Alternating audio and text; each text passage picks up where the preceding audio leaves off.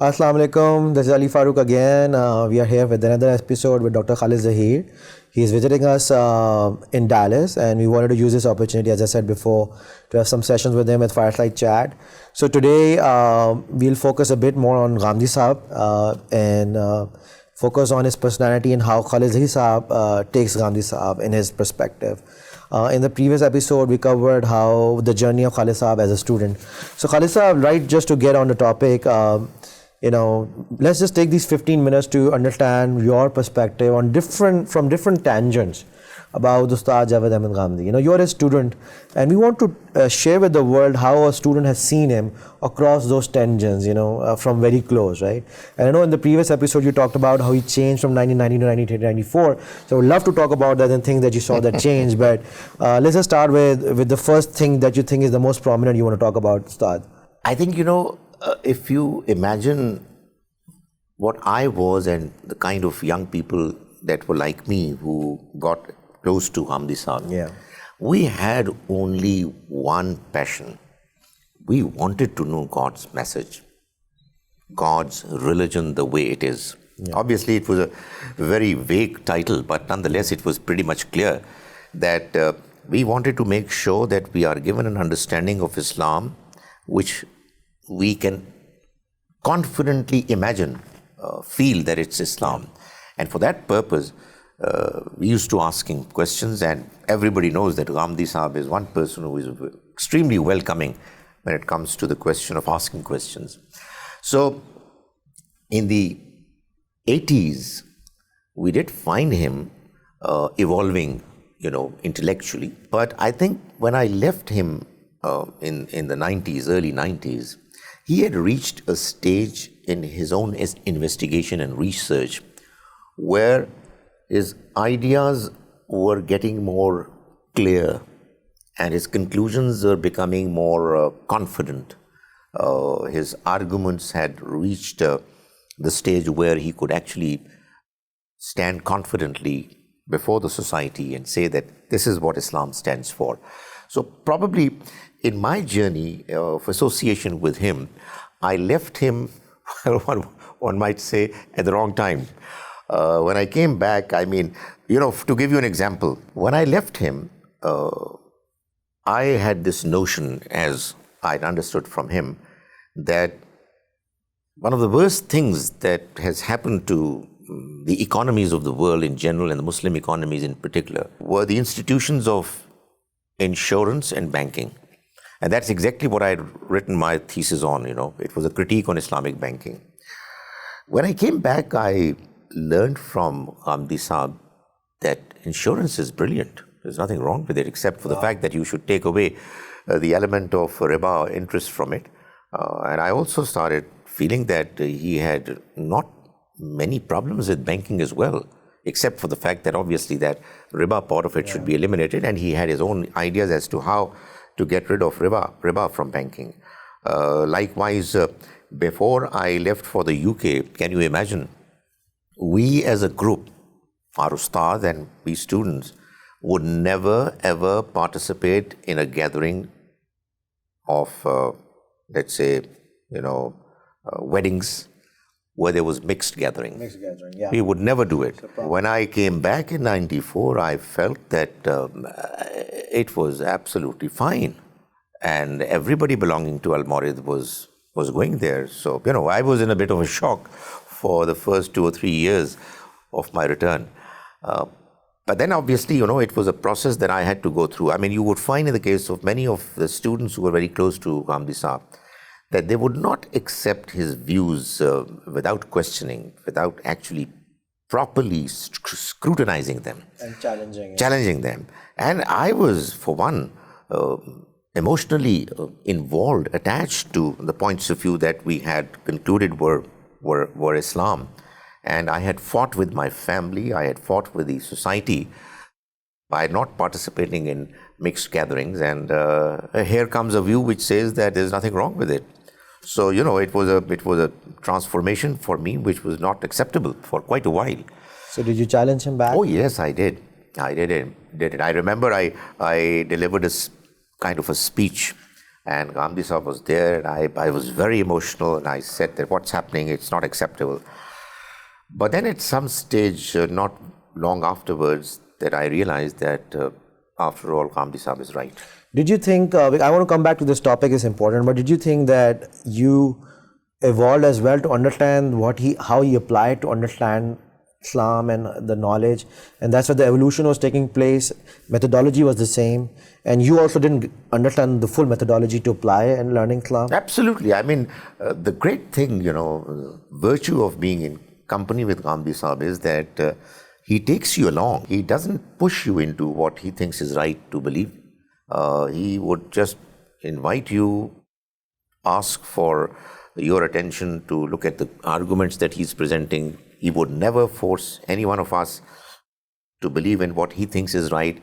But yeah, he would be upset if any of his students has not bothered to understand what he's saying. He would never force anyone to accept and be a part of the understanding that he believes is right. But he would be upset when he would know that somebody is very close to him and has been associated with him for the last so many years and has not bothered to properly understand his point of view. Having understood his view and disagreed with it, he would have no problems. There are a lot of students under Ghamidi Sahib who probably don't agree with everything. Yeah, that's right. Okay, so this topic about mixed gathering, because we're focusing on Ghamidi Sahib, and I want to talk about it in a way that we understand him and his personality. It's still very controversial. So people listening right now probably would say that Ghamidi Sahib is just a modern, very secular type of a scholar, who's just trying to open things up for people who are very liberal-minded, right? Because mixed gathering, traditionally, if you talk to people who are very religious-minded in subcontinent, would still shun it. One thing I want to clarify about Ghamidi Sahib is that he is not a modern man. I know him from very close. You can see from his dress. He wears the same dress as he used to wear 40 years ago. He is a scholar, research scholar of Islam, who has made it a point that he would understand Islam the way it is. And for that purpose, he would not spare anyone. Neither the traditional scholars, nor his ustaz, nor the ustaz of his ustaz. Because when it comes to the question of knowing the truth about religion, he would look at the arguments rather than the conclusions. So, and his point of view is that so long as you are not confident about a certain understanding, you don't have arguments to prove your position, follow the traditional way, the way you have been following earlier. But when you reach a certain stage where you find that the arguments from the Quran and Sunnah are taking you to believe that what you had been following earlier was incorrect, it was absolutely imperative that you change yourself and you let the people know about it. So that's how it has happened in the case of many of the views that he has adopted. People can disagree with it, but you cannot disagree about the fact that he has actually changed because arguments have led him to change. So Ghamidi Sahib obviously has a perspective, all right? And traditionally it's available in predominantly in Urdu, right? So because we're doing a session in English, I would like the audience listening to this one to see why they should find time to listen to what he has to offer, just from another perspective, right? So a lot of time he might be introduced that he might not be a true scholar, he might not be coming from the traditional trainings that a scholar needs to have, or all of that. So how would you summarize for the audience about his background and why they should listen to him? And is it reasoning based, logic based? You just talked about it, right? So convince the audience if you can, and take an attempt. Is probably young generation youth in America. How would you and why would you ask them to listen to him? I think if somebody wants to understand Ghamidi Sahib's approach towards religion, he should listen to the response that he gave not very long ago to one of his students, Hassan Ilyas, when he asked him this question. What exactly is it that keeps you inclined to change? Why do you have different views on different occasions? Why are you evolving? Yeah. And he said that, look here, I don't claim to be a scholar in the sense that some people would imagine that I am. I am a student of religion. I want to know the truth. And whatever I've learned, I just want to share it with others.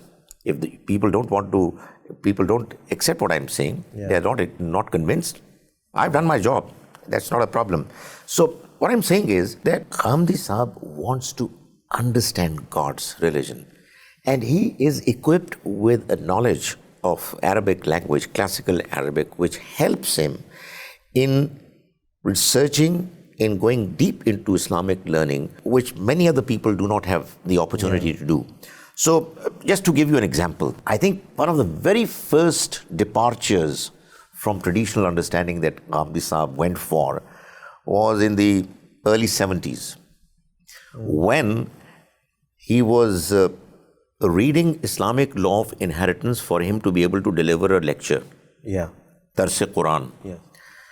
And what he came across while understanding verses 11 and 12 of Surah An-Nisa, the 4th chapter of the Quran, was that if you go by the traditional understanding, the Islamic law of inheritance, the way it is presented, it would not make mathematical sense. It won't add up. It won't add up.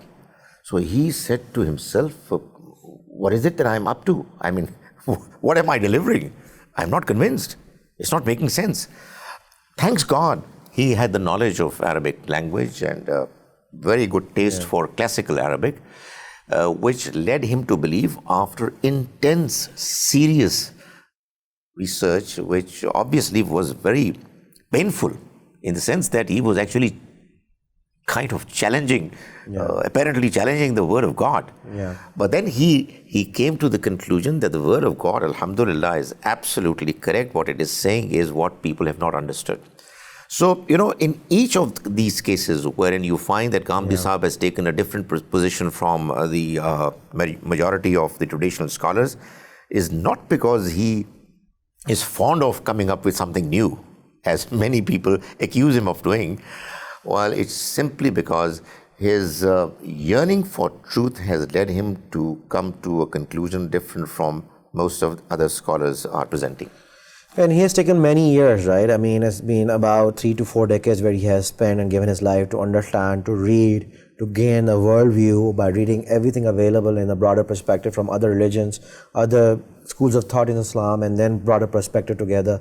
What I like about him is his evolutionary style of learning and the application, scientific methodologies he applies. Absolutely. Of reasoning to understand. But let's clarify, even today, now, mashallah, he's 70 and he's gone through about 40 years of research.